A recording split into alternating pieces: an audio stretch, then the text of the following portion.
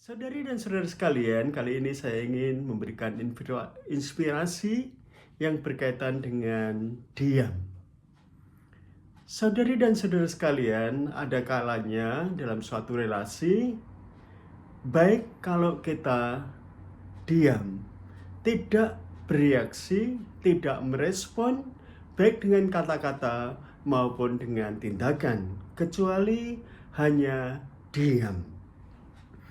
Karena kadang-kadang bersikap diam merupakan cara yang terbaik ya, ketika kita menghadapi sesuatu di dalam relasi dan komunikasi kita dengan orang-orang di sekitar kita, baik dengan suami atau istri, dengan orang tua atau dengan anak, dengan sahabat, dengan teman, atau dengan rekan-rekan sekerja kita. Kita seringkali tidak perlu mengomentari atau menanggapi hal-hal yang kecil, hal-hal yang tidak terpengaruh atau tidak berpengaruh besar, hal-hal yang sebenarnya sudah diketahui baik oleh kita sendiri maupun oleh orang-orang yang ada di sekitar kita. Kadang-kadang juga sangat bijaksana kalau kita tidak menanggapi hal-hal ya, yang dilakukan oleh teman kita yang mungkin kelihatan tidak bermutu, yang mungkin kelihatan bodoh, yang mungkin kelihatan serampangan, yang mungkin malas dan seterusnya. Ya. Bijaksana juga kalau kita juga tidak selalu mengkritisi, ya, mengomentari buruk, negatif terhadap apa yang dikatakan, apa yang dilakukan orang lain. Ya. Hal ini tidak berarti kita tidak concern atau tidak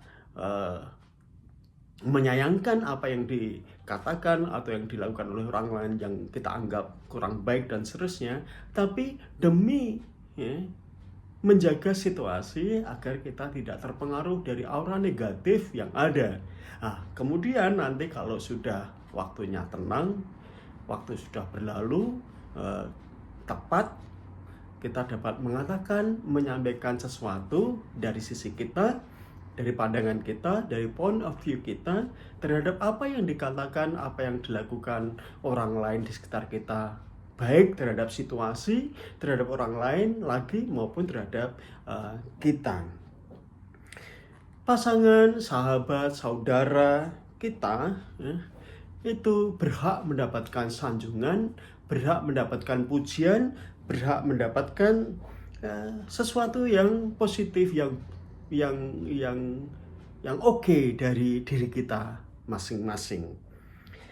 Tentu saja dalam hidup bersama, dalam bekerja bersama, kita seringkali juga saling menjengkelkan satu dengan yang lainnya, saling merugikan dalam tanda kutip satu dengan yang lainnya.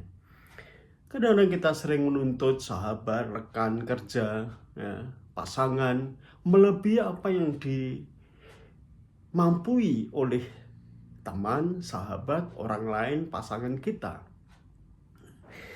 Untuk selalu kadang-kadang bersikap sesuai dengan apa yang kita harapkan. Bersikap, bertindak, berkata-kata sesuai dengan kebiasaan kita. Maka kadang-kadang mengurangi komentar, ya, mengurangi respon, tanggapan kita terhadap orang lain, berdiam itu menjadi penting, menjadi lebih baik ya, untuk menjaga hubungan, untuk merawat hubungan kita dengan orang-orang di sekitar kita. Terutama tidak perlu berkomentar, tidak perlu menanggapi untuk hal-hal yang kecil, yang tidak penting ya, untuk merawat, untuk memelihara relasi yang ada.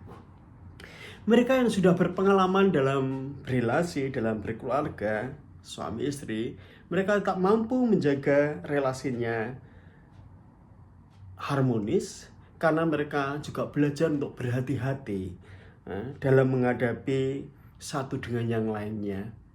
Ada yang perlu kita komentari, ada yang tidak perlu kita komentari.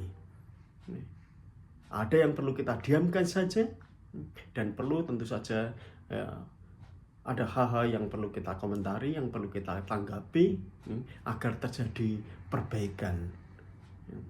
Nah, saudari dan saudara sekalian, marilah kita pandai-pandai mengadakan pilihan ya terhadap situasi, terhadap tindakan, komentar orang lain, perkataan orang lain yang perlu kita tanggapi atau tidak, ya, yang perlu kita diam saja atau tidak, agar kita mampu memelihara dan merawat relasi dan komunikasi kita dengan orang lain, lebih-lebih yang dekat di sekitar kita.